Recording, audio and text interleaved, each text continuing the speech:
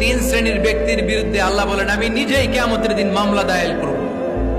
I will be against them in the day of judgment. Three categories of people I will be against them in the day of judgment. তিন শ্রেণীর লোক কিয়ামতের দিন তারা ছাড় পাবে না। আল্লাহ বলেন আমি নিজেই তাদের বিরুদ্ধে মামলা দায়ের করব। এর মধ্যে এক শ্রেণীর লোক হচ্ছে রাজুলুন ইস্তাআজারা জিরান ফাস্তাউফা মিনহু ওয়া লাম ইয়াতি আজরা। একজন শ্রমিক ভাড়া করে তার কাছ থেকে কাজ নিয়েছে কিন্তু তার পারিশ্রমিক আদায় করে নাই। এরকম আছে না নাই? দাপট দেখায় ইউনিভার্সিটির ক্যান্টিন গুলোতে, ইউনিভার্সিটির ক্যান্টিনে যে খায় মাগার বিল দেয় না, এরকম টাকায় দাসরা নাই। চায়ের দোকানে চা খায় পরে দিমু বিল দেয় না, আছে না নাই?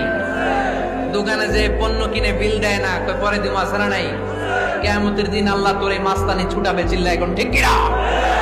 আনা খাসমুহুম, আমি নিজেই তাদের বিরুদ্ধে মামলা দায়ের করব। কথাটা কার? এজন্য বিশ্বনবী বললেন খবরদার, মেহনতি মানুষ, খেটে খাওয়া মানুষ, এদের দোয়া কবুল হয়ে যায়।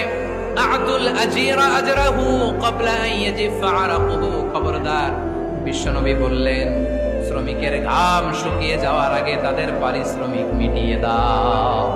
বিশ্বনবীর বিখ্যাত হাদিস, আতুল আজিরা আজরাহু ক্বাবলা আন ইয়াজিফা আরাকুহু।